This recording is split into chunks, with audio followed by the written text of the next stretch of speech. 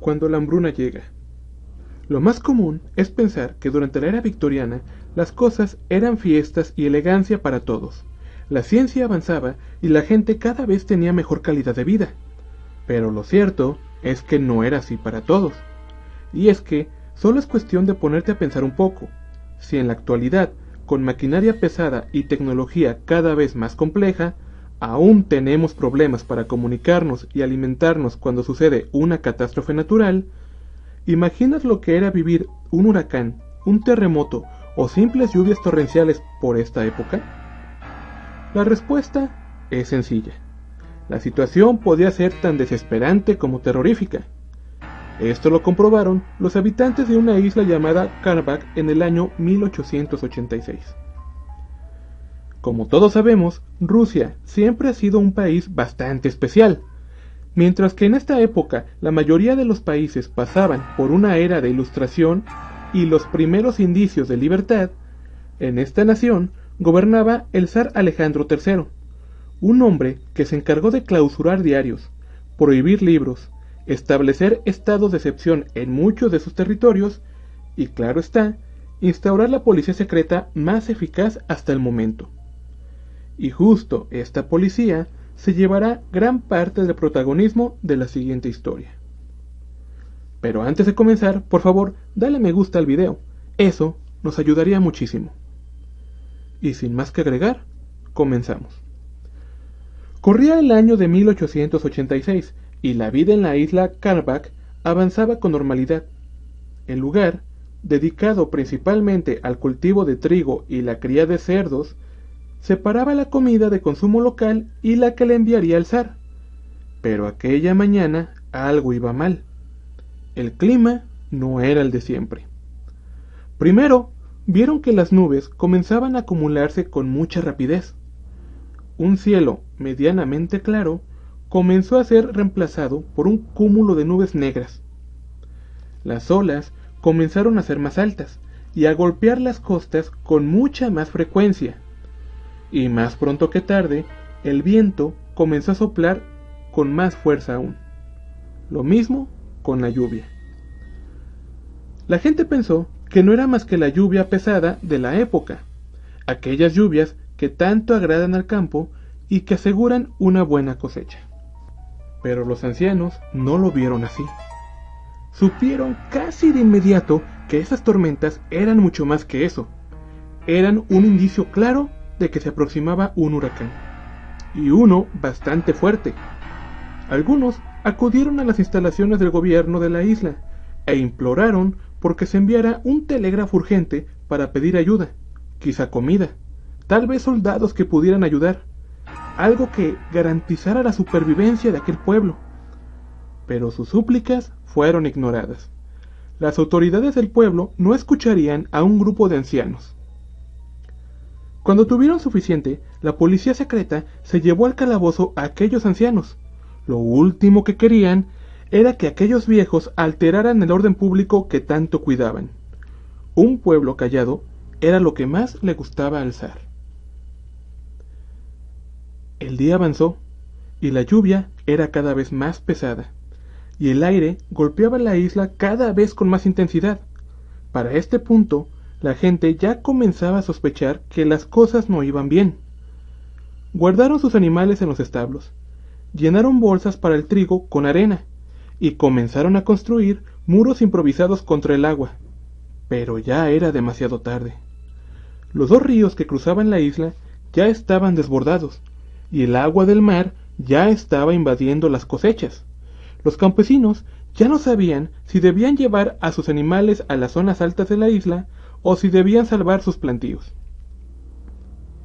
Y como resultado, aquella noche fue catastrófica. En cuestión de horas desaparecieron decenas de personas, algunas tragadas por el agua, otras enterradas por montañas que se desgajaban, y algunas más murieron por accidentes, casas derrumbadas por el aire, objetos que salían volando y que los golpeaban, o simplemente caídas a causa del agua. Sin embargo, eso no fue todo. Aquellos ancianos que intentaron poner en alerta a los pobladores murieron ahogados. Quizá Las únicas personas que sabían cómo sobrevivir a un acontecimiento de esta magnitud sucumbieron a manos de aquello que intentaban evitar. A la mañana siguiente, las nubes desaparecieron casi con la misma velocidad con la que habían llegado, y la luz del sol mostró los daños con claridad. Las cosechas habían desaparecido. Donde antes había trigo y granjas, ahora solo era un campo de lodo. Los establos, con sus vacas, cerdos e incluso caballos, habían sido borrados del mapa junto con su contenido. En el centro de la isla, los edificios habían sobrevivido. Eran de piedra y cemento, pero casi ninguno había logrado conservar sus ventanas. Aunque el verdadero problema era la comida. La gente se quedó solo con lo que tenían en sus despensas. Los barcos, que ahora yacían en el fondo del mar, sellaron el destino de la gente. 3 días más tarde, ya no quedaba nada que comer. Los pobladores ya sufrían los estragos, pero aún no se atrevían a decir nada. La policía secreta se caracterizaba por desaparecer en minutos a todo aquel que se atreviera a criticar al gobierno. Sin embargo, los pocos animales domésticos que quedaban comenzaron a desaparecer poco a poco. Paralelamente, la policía ya estaba preparando un plan de contingencia. Este fue sencillo. Durante la noche, cuando la gente se guardaba del frío a pesar del hambre, los hombres de la policía se dedicaron a buscar los cuerpos de los fallecidos y a llevarlos a los cuarteles para preparar carne en conserva. Les dirían a los aldeanos que simplemente se habían preparado para la catástrofe, pero que les faltaba personal para sacar los suministros a la velocidad necesaria. La gente estaba contenta. Podrían comer carne mientras intentaban reconstruir sus propiedades, pero no tenían ni idea de lo que estaban consumiendo. Apenas 4 días después de esto, todos los restos de los habitantes se habían terminado. La policía secreta se preguntó cómo alimentar a la gente. El zar aún no se había comunicado con ellos. Pero lo que no sabían es que dicho zar ni siquiera sabía de la existencia de aquella isla. Entonces, aquellos hombres comenzaron a desaparecer a los infantes. Todo aquel niño que anduviese solo por la isla era tomado en secreto por la policía y convertido en la cena de aquella noche. Claro, la gente notaba aquellas desapariciones, pero se lo atribuían a algún accidente con el agua que aún no acababa de salir de la isla. ¿Quién sabe qué sufrirían aquellas jóvenes víctimas antes de que les arrancaran la vida? Pero las cosas siempre terminan saliendo a la luz por una cosa u otra. Una noche, mientras cenaban en un improvisado comedor comunitario, un leñador se dio cuenta de algo curioso. En su estofado de aquella noche le salió un trozo de uña, probablemente de un dedo índice. El leñador se levantó de un salto mientras sentía cómo su estómago se encogía y finalmente cayó en la cuenta de algo. Había estado comiendo costillas, unas costillas demasiado suaves y grandes para ser de un animal doméstico. ¿De dónde provenían? Ya hace mucho que comían carne. ¿Dónde ocultaban un almacén tan grande? Un policía se le acercó en silencio, pero el hombre gritó: «¡Ustedes nos han alimentado con carne humana!».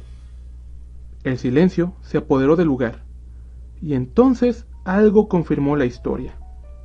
Una mujer, apenas a unas mesas de distancia, comenzó a gritar. Le había salido un anillo, uno que habían visto a una de las adolescentes de la isla que ya no estaba. Lo sabían porque prácticamente era la única joya que los campesinos habían visto en su vida. La policía se dio cuenta de que iban a perder el control. Rápidamente, el principal ordenó ejecutar a todos los presentes antes de que el rumor se corriera, pero no contaban con que aquel acontecimiento haría que todas las personas presentes perdieran el miedo. Pronto se hallaron en un intercambio de balas que prácticamente acabó con los dos bandos, y conforme el ruido crecía, más gente llegaba, se enteraban de lo que había estado sucediendo y se sumaban a aquellas batallas. Al final, no se sabe quién ganó, pero se sospecha que fue la policía secreta, pues casi 100 años después se encontraron cadáveres de gente que no tenía perforaciones de bala ni heridas visibles por cuchillos o cosas similares, y que aún tenían puesto el uniforme de la policía secreta. La teoría dice que los pocos policías sobrevivientes acabaron con la carne de todos los habitantes que ellos mismos habían finiquitado, y entonces comenzaron a comerse entre ellos hasta que solo quedó un hombre en pie. Este último fue hallado entre los restos del antiguo cuartel, sentado frente al escritorio principal, con un telégrafo que hace mucho había dejado de funcionar, probablemente con la esperanza de comunicarse con un gobierno que ignoraba su existencia. Y esto ha sido todo por hoy. Si te gustó, por favor, suscríbete, dale me gusta. Yo soy Roland y este ha sido Raven World. Hasta la próxima.